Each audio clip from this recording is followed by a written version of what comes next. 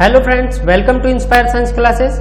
आज की इस वीडियो में हम 12th क्लास केमिस्ट्री का चैप्टर 1 सॉलिड स्टेट ठोस अवस्था के बारे में पढ़ेंगे। आशा करते हैं कि कोरोना के इस दौर में आप सभी स्वस्थ होंगे, मस्त होंगे और अपनी स्टडी को जारी रखे होंगे। जो भी न्यू स्टूडेंट हमारी इस वीडियो को पहली बार देख रहे हैं वह चैनल को सब्सक्राइब कीजिए, लाइक कीजिए, कमेंट कीजिए। तो चलिए चलते हैं हम हमारे चैप्टर 1 की ओर, जिसका नाम है ठोस अवस्था। पिछली कक्षाओं में आपने पदार्थ की तीनों अवस्थाओं के बारे में अध्ययन किया है। ठोस अवस्था जिसको सॉलिड बोलते हैं, द्रव अवस्था जिसको लिक्विड बोलते हैं, और गैस अवस्था। तो हमारे चैप्टर का नाम है ठोस अवस्था। तो ये ठोस अवस्था कहाँ से आया है? ठोस अवस्था आया है हमारे पदार्थ से।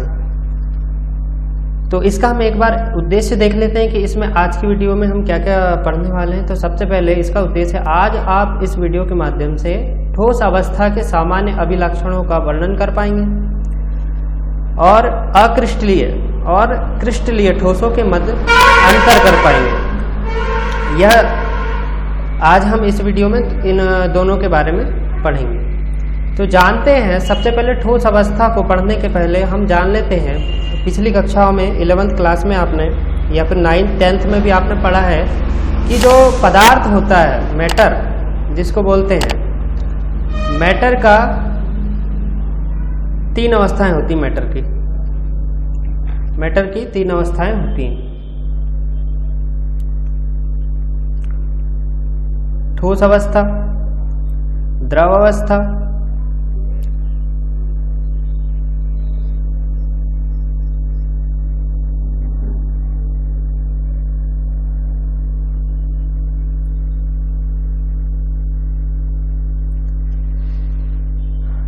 पिछली क्लासेस में आपने मैटर पदार्थ के बारे में जाना है कि इनकी 3 अवस्थाएं होती हैं, ठोस अवस्था, द्रव अवस्था और गैस अवस्था।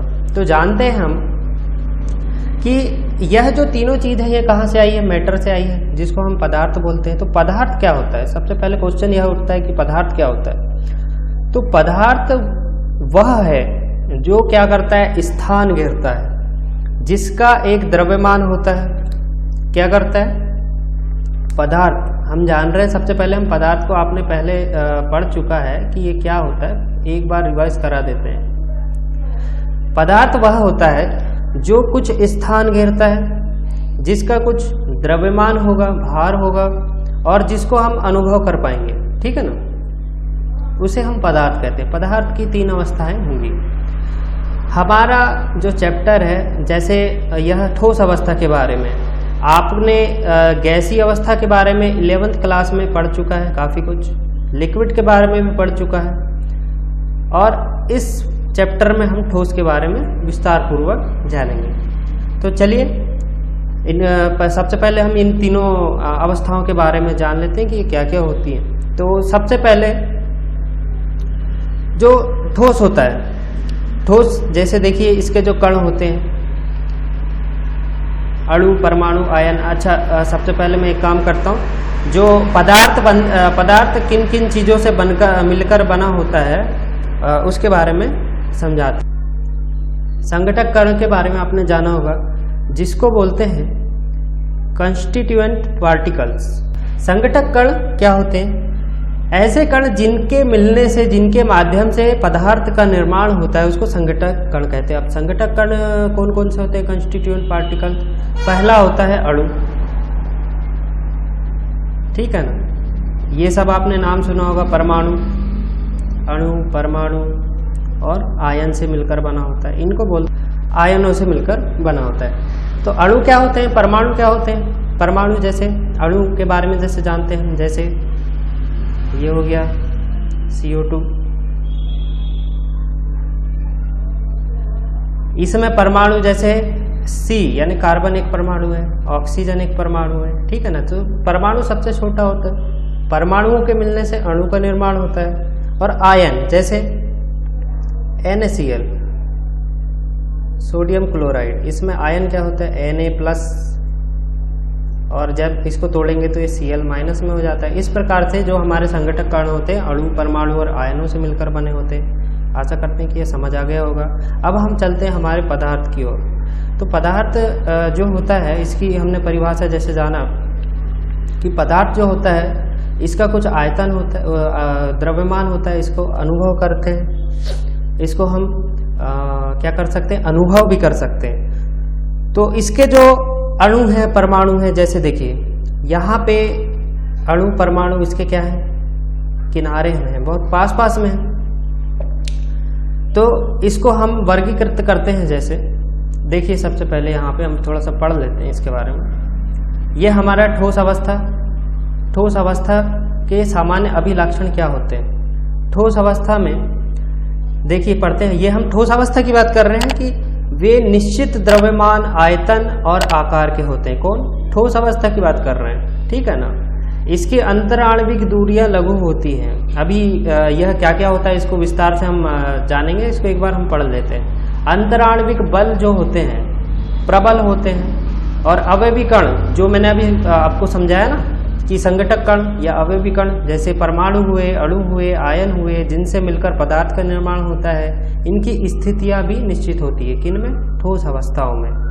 और यह जो ठोस अवस्था होते हैं, ठोस पदार्थ जो होते हैं, ठोस अणु जो होते हैं, ये संपीडीय और असंपीडीय होते हैं और कठोर होते हैं, ठीक है ना। तो इसी के बारे में हम विस्तार से यहाँ पर जानते हैं। सबसे पहला है कि ठोस अवस्था का जो होता है आयतन, याद रखिएगा। देखिए सबसे पहला गुण है, अभिलाक्षणिक गुण के बारे में हम जान रहे हैं कि आयतन।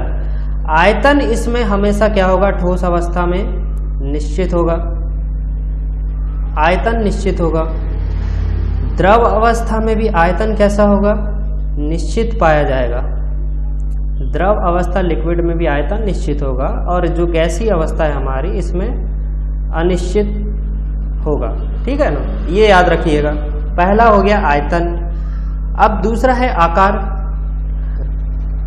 ठोसों का जो आकार होता है वह निश्चित होता है। ठोसों का आकार कैसा होगा, निश्चित होगा। तो हमको यह जानकारी हो गई कि ठोसों में आयतन भी निश्चित होगा, आकार भी निश्चित होगा। परंतु यहाँ पर देखिए, यहाँ पर जो लिक्विड है इसका जो आकार है वह अनिश्चित होगा। इसका आकार कैसा होगा, अनिश्चित होगा। चलिए इसको समझते हैं कि कैसे यह आकार और आयतन निश्चित अनिश्चित होते हैं, ठीक है ना। जैसे हमने पढ़ा कि ठोस अवस्था में यह आकार और आयतन दोनों ही निश्चित होंगे, ठीक है। तो जैसे ये मान लीजिए यह ठोस के कण हैं, यह देखिए यह एक दूसरे से चिपके हुए हैं। इसको अभी हम अंतराणुक बल में समझ लेंगे। सबसे पहले अभी हम जानते हैं कि लिक्विड का आकार और आयतन। जैसे आयतन की बात करें तो लिक्विड में जैसे मैंने 1 लीटर पानी ले लिया, यह इसका निश्चित आयतन हो गया 1 लीटर पानी। अब इसे हम अलग अलग पात्रों में जब डालेंगे, अलग अलग पात्रों में जब डालेंगे, जैसे ये बाल्टी है, मान लीजिए बाल्टी है, इसमें जब हम डालेंगे तो यह 1 लीटर ही होगा, इसका आयतन में कोई परिवर्तन नहीं होगा। पर यह अलग अलग पात्रों में अपना आकार बदल देगा। जैसे बाल्टी में इस आकार में होगा। मान लीजिए ये बॉटल है 1 लीटर की, जैसे बॉटल है मान लीजिए, तो 1 लीटर की ये जो बॉटल है, इस बॉटल में 1 लीटर आयतन होगा पर आकार बदल जाएगा, ठीक है ना। तो इस प्रकार हम याद रखिएगा, याद हो गया होगा आपको कि ठोसों में आकार और आयतन निश्चित होते हैं, द्रव में आकार अनिश्चित होता है और आयतन जो है निश्चित होता है। अब गैस में है आकार, गैस में आकार भी कैसा होता है, अनिश्चित होता है, ठीक है ना। गैस में भी इसमें दोनों ही चीजें अनिश्चित होती हैं। अब ये कैसे होती है, आकार,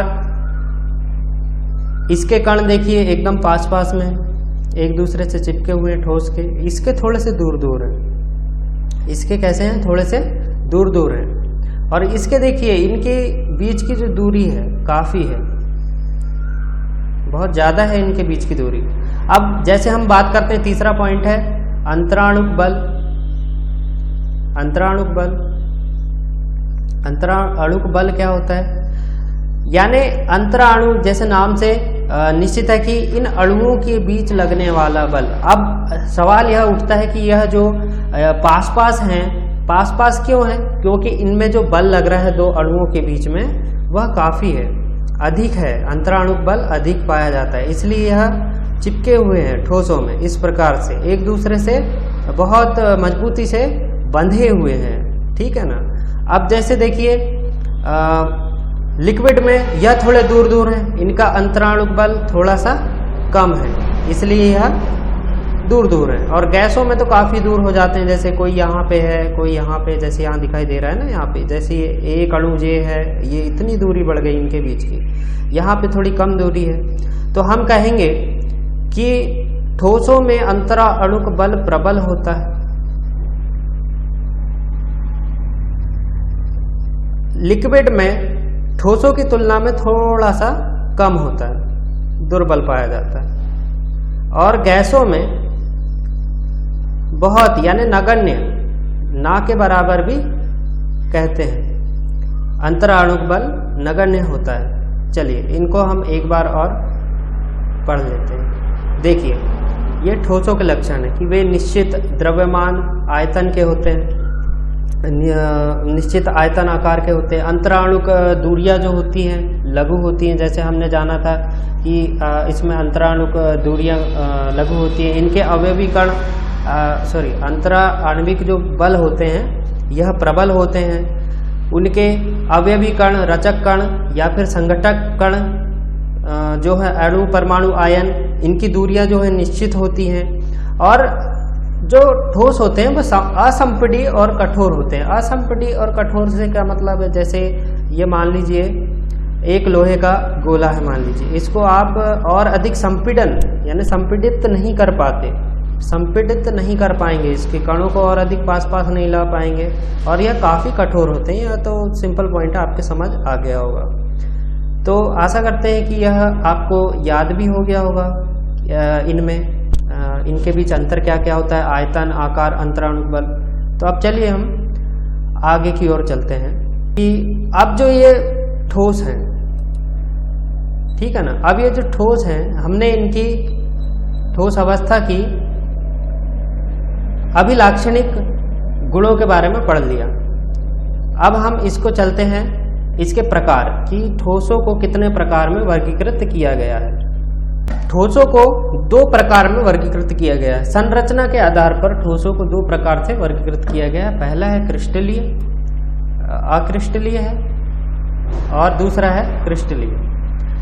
क्रिस्टलीय ठोस और अक्रिस्टलीय ठोस, ठीक है ना। अब ये क्या होते हैं क्रिस्टलीय ठोस और अक्रिस्टलीय ठोस, इसके बारे में भी जानते हैं। क्रिस्टलीय ठोस क्या होते हैं?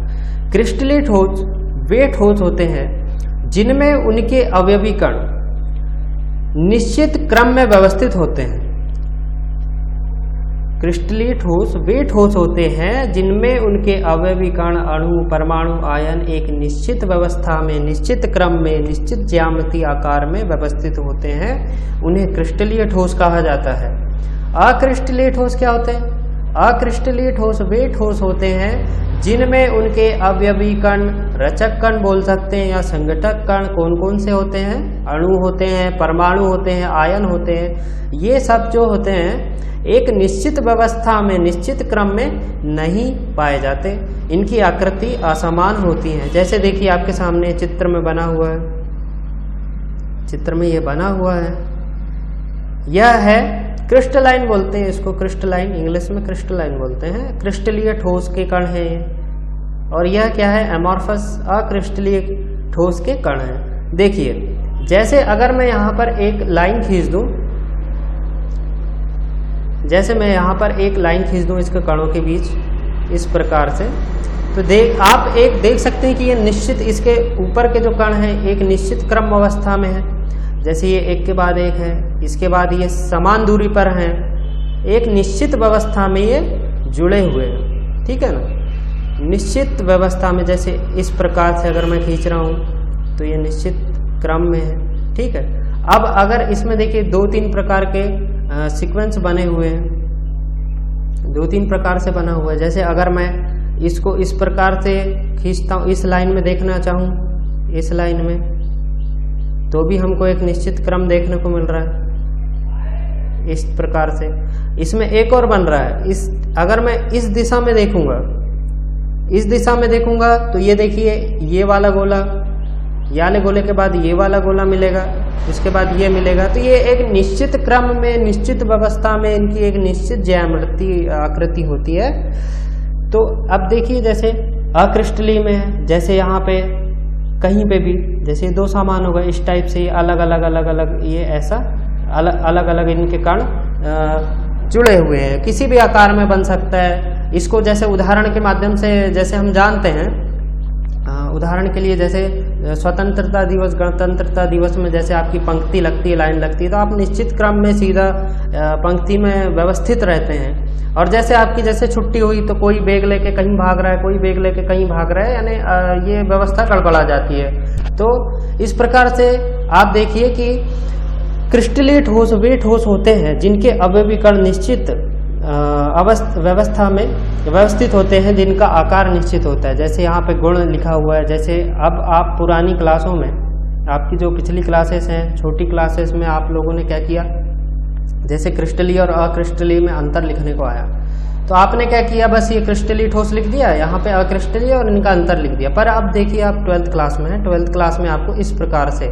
जैसे यहाँ गुण लिखना पड़ेगा कि कौन कौन से गुण हैं, जैसे आकार हुआ, गलनांक हुआ, विदलन गुण हुआ। तो ये क्रिस्टलीय ठोस और अक्रिस्टलीय ठोस इस प्रकार से आपको लिखना है, तब आपको पूरे नंबर मिल जाएंगे। तो हम इसका पहला गुण जैसे जानते हैं कि आकार के बारे में जानते हैं। जैसे हमने अभी पढ़ा, अभी जाना कि इसका जो आकार होता है निश्चित होता है, अभिलाक्षणिक ज्यामिति आकार जो होती है निश्चित होती है, ठीक है ना। जैसे देखिए हीरा है, ये क्रिस्टलीय ठोस का उदाहरण है हीरा, इसकी एक निश्चित ज्यामिति आकार होती है। निश्चित ज्यामिति आकार का मतलब क्या होता है, देखिए समझाते हैं। यहाँ पे इसकी एक संरचना बनी हुई है, ये देखिए, ये एक निश्चित ज्यामिति आकार में यानी एक सी आकृति में है इसकी संरचना। जैसे यहाँ पर इस प्रकार में षटकोणीय में बना हुआ है, तो यहाँ पर भी एक निश्चित ज्यामिति आकृति है हीरे की संरचना में, इस प्रकार से। तो ये आपको समझ आ गया होगा कि ये निश्चित आकृति में, निश्चित क्रम में जुड़े होते हैं। अब देखिए जैसे दूसरा पॉइंट यहाँ पे अक्रिस्टलीय ठोस में लिखा हुआ है कि असमान आकृति पाई जाती है, निश्चित आकृति नहीं होती, इनकी अवयवी कणों की व्यवस्था निश्चित नहीं होती। जैसे अक्रिस्टलीय में देखिए कांच होता है, उदाहरण ये कांच आपको दिखाई दे रहा होगा, तो इसकी संरचना देखिए, यहाँ पे जैसे एक ये बड़े गोले में पाया गया है इसकी ज्यामिति आकृति, जैसे ये बड़े गोले है, बड़े गोला है, यहाँ पे ये छोटा है, अब फिर से यहाँ बड़ा हो गया, फिर से ये कुछ और उससे छोटा हो गया, यानी अलग अलग प्रकार से बना हुआ है। अब यहाँ पे देखिए दीर्घ वृत्ताकार बन गया है, इसके अवयवी कण भी बिखर चुके हैं। जैसे आप छुट्टी हुई और कैसे भागते हैं अपने घर की ओर, उस प्रकार से।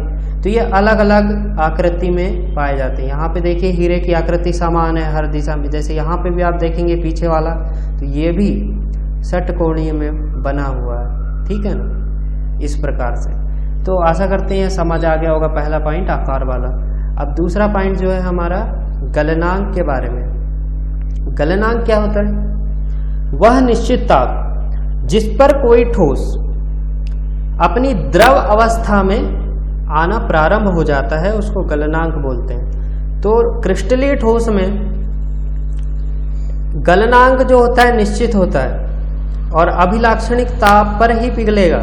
जैसे बर्फ होता है ना, जैसे यहाँ ऊपर देखिए बर्फ है, यह बर्फ है, यह बर्फ जो है ठोस है, 0 डिग्री सेल्सियस इसका तापमान है। इससे अब हम ऊपर थोड़ा सा बढ़ाएंगे तो यह द्रव अवस्था में बदलना प्रारंभ हो जाएगा। तो इसलिए कहा गया है यहाँ पर कि जो क्रिस्टलीय ठोस है निश्चित तापमान पर पिघलते हैं। ऐसा नहीं कि कभी ये 1 डिग्री सेल्सियस पर पिघल गया तो कभी 2 पर पिघल गया, ऐसा नहीं है। यह 0 डिग्री सेल्सियस से थोड़ा सा ऊपर करेंगे तो पिघलना प्रारंभ हो जाएगा, द्रवावस्था में बदलना प्रारंभ हो जाएगा। परंतु अक्रिस्टलीय ठोस में ताप जो है धीरे धीरे नरम पड़ेगा। नरम पड़ेगा का मतलब सीधे द्रवावस्था में जैसे बदल गया था ना पानी, उस प्रकार से नहीं पड़ेगा। पहले ये क्या होगा, नरम पड़ेगा, किसी भी तापमान में नरम पड़ जाएगा उसके बाद में जैसे रबर है, पहले उसको जैसे हम गर्म करेंगे तो नरम पड़ेगी, उसके बाद में धीरे धीरे वो तापमान बढ़ाएंगे तो लिक्विड अवस्था में बदलेगी। यानी कहने का मतलब यह है कि सीधे ही जैसे ही ठोस से द्रव नहीं बनेगा, पहले वो नरम पड़ेगा उसके बाद द्रव बनेगा। ये गलनांक वाला भी दूसरा पॉइंट आपके समझ आ गया होगा। अब तीसरा पॉइंट है हमारा विदलन गुण। अब विदलन गुण क्या होता है, इसको हम एक और यहाँ पे गुण में ऐसा भी लिख सकते हैं कि चाकू से काटने पर क्या होता है, चाकू से काटने पर, यहाँ लिख सकते हैं आप लोग। अब चाकू से काटने पर क्या होगा, आपने बहुत सारी चीजों को काट कर देखा होगा, ठीक है ना, कि तेज धार वाले औजार जो होते हैं इससे जब हम काटेंगे तो यह दो टुकड़ों में, कितने टुकड़ों में, दो टुकड़ों में विभाजित होगा। हम इसको तेज धार वाले औजार से काटेंगे तो यह दो टुकड़ों में विभाजित होगा, विभक्त हो जाएगा, ठीक है ना। और नई जो जनित सतहें होंगी वह सपाट होंगी और चिकनी होंगी। अब इसका क्या मतलब है कहने का, इसका मतलब यह है कि जैसे जो क्रिस्टली ठोस होते हैं, ये जैसे क्रिस्टली ठोस है, इसको जब आप ऐसा चाकू से बीच से काटेंगे तो हमको एक सीधी रेखा देखने को मिलेगी। जैसे यहाँ पे चित्र बना हुआ है हमारे पास, सीधा कटेगा, एकदम प्लेन इसकी जो सतह होगी वह उबड़ खाबड़ नहीं होगी, वह एकदम प्लेन कटेगा, ठीक है ना। जैसे यहाँ पे समझते हैं हम, यह है हमारे क्रिस्टली ठोस का कि रचक कण है, अवयवी कण है जो जमे हुए हैं एक निश्चित व्यवस्था में, निश्चित क्रम में। तो देखिए यहाँ पे हम समझते हैं कि कैसे, जैसे में ये चाकू है, मान लीजिए मैंने इसको यहाँ से बीच से सीधा काट दिया तो ये हमको एक जैसा हमने काटा है वैसे ही सीधी लाइन में मिलेगा, उबड़ खाबड़ नहीं मिलेगा, क्योंकि यह व्यवस्थित क्रम में जुड़े हुए हैं। परंतु यहाँ पर जैसे इसका उदाहरण है, जैसे आप नमक है उसको जैसे काटने की कोशिश करेंगे चाकू से तो वह सीधा कटेगा, ठीक है ना। पर यहाँ पे जैसे प्लास्टिक है, मान लीजिए अक्रिस्टलीय का उदाहरण होता है प्लास्टिक है, प्लास्टिक के ये कण है, कोई इधर जमा है, कोई इधर जमा है, कोई इधर जमा है। तो जब मैं इसको चाकू से ये काट रहा हूँ तो पहले इस कण में आया, सीधा कटा, अब यहाँ से तिरछा हो गया, अब थोड़ा सा फिर से ये तिरछा हो गया, ये सीधी लाइन में नहीं कटेगा, थोड़ा सा खुरदुरा टाइप में कट। जब ये दो अलग अलग विभक्त हो जाएगा ना, तो जब आप उसको देखोगे जहाँ जहाँ से काटे हो तो वो अलग अलग खुरदुरा टाइप का आपको दिखाई देगा, सीधे क्रम में नहीं कटेगा। तो यह समझ में आ गया होगा। क्रिस्टली अक्रिस्टली में जैसे यहाँ पढ़ लेते हैं कि तेज धार वाले औजार से काटने पर अनियमित सतहों वाले दो टुकड़ों में कट जाएगा। जैसे यहाँ पर नियमित वाले में कटेगा, यहाँ पे अनियमित वाले टुकड़ों में कटेगा। अब हम इसकी बात कर लेते हैं तीसरा की दैशिकता के बारे में जानते हैं। ये दैशिकता क्या होती है, बहुत सारे बच्चों को यहाँ पे यह कंफ्यूजन होता है कि जो क्रिस्टलीय ठोस होते हैं वह समदैशिक होते हैं और अक्रिस्टलीय जो होते हैं विषमदैशिक होते हैं। ऐसा नहीं है। देखिए, विषमदैशिकता और ये है समदैशिकता।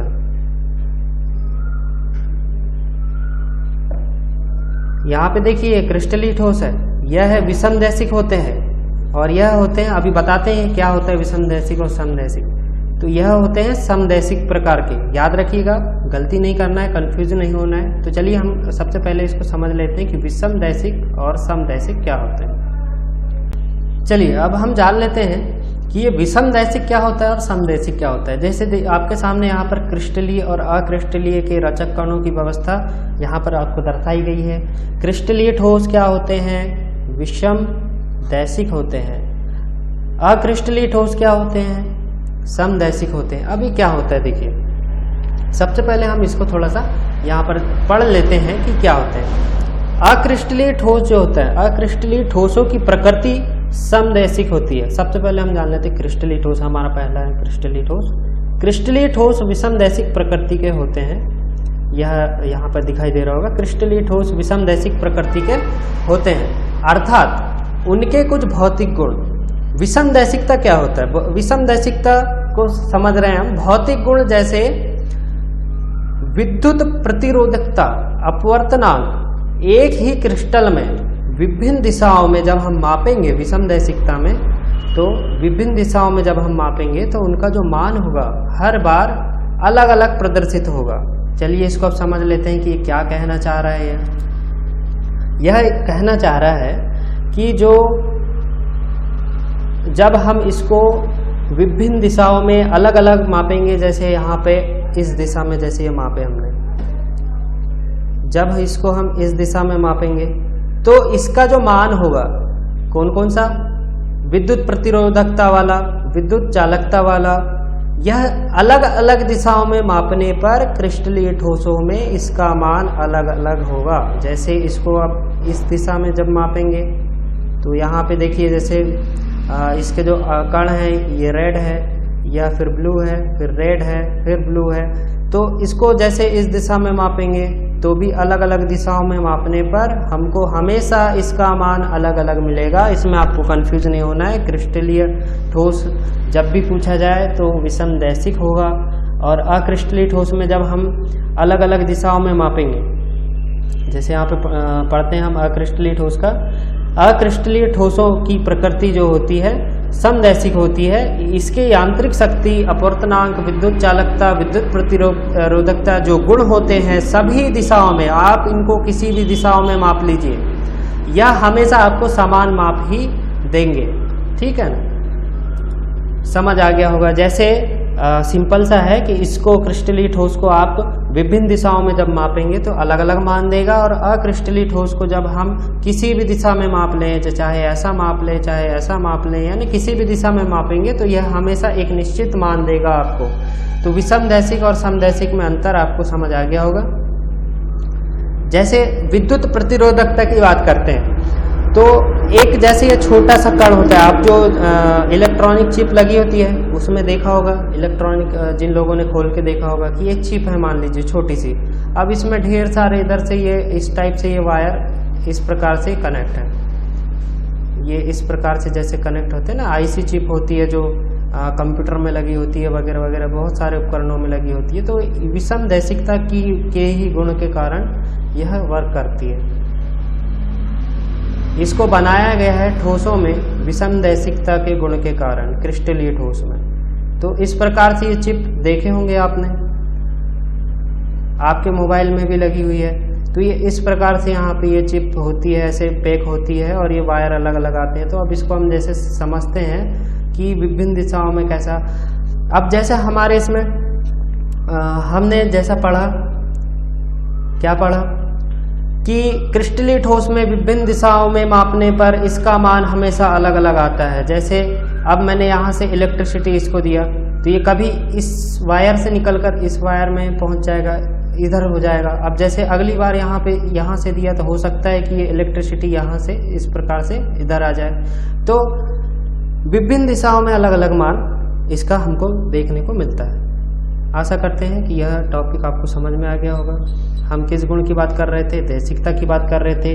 क्रिस्टलीय ठोस हमेशा विषमदैशिक होंगे, अक्रिस्टलीय ठोस हमेशा समदैशिक होंगे।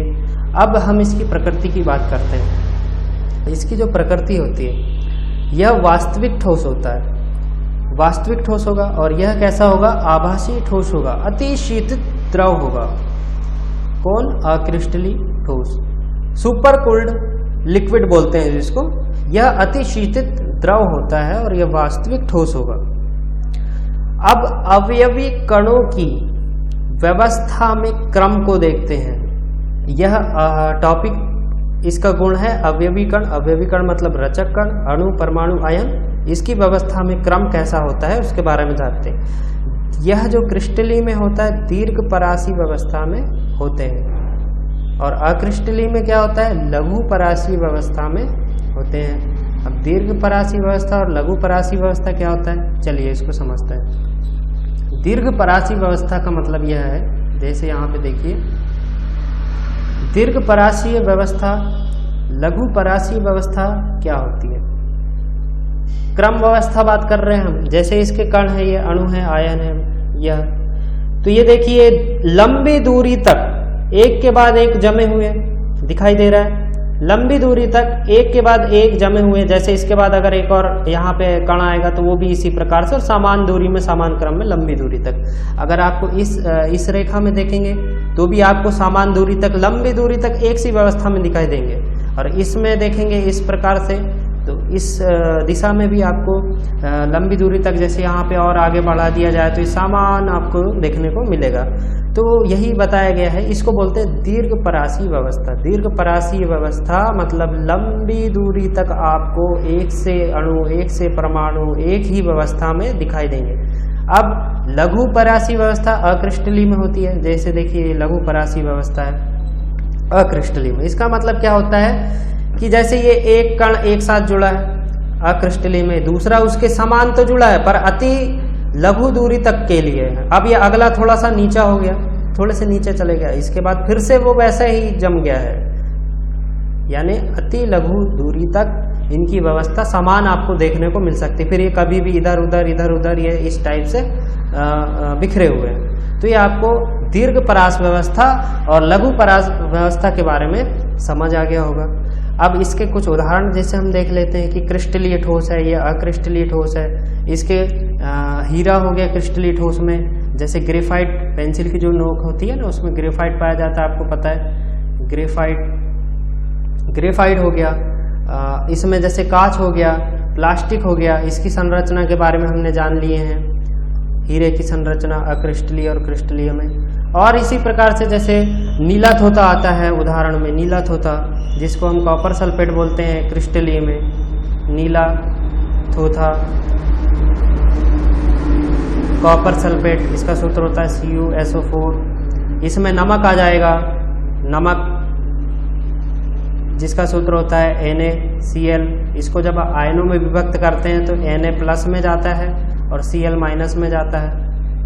अब यहाँ पे कांच हो गया, प्लास्टिक हो गया, इसके कण अलग अलग, इसके अणु, इनकी आकृति सब अलग अलग होती है। तो आशा करते हैं, जैसे इसमें रबर भी आता है अक्रिस्टलीय ठोस में, आशा करते हैं कि यह आपको अक्रिस्टलीय क्रिस्टलीय समझ आ गया होगा। अब हम कल की वीडियो में, नेक्स्ट वीडियो में हम क्या पढ़ने वाले हैं? नेक्स्ट वीडियो में, आज हमने यह 2 टॉपिक कंप्लीट कर लिया है। नेक्स्ट वीडियो में हम पढ़ेंगे कि इनको बंधन बलों की प्रकृति के आधार पर वर्गीकृत करेंगे, इसके क्रिस्टल जालक और कोष्टिका को जानेंगे और कणों के निविड़ संकुलन के बारे में पढ़ेंगे।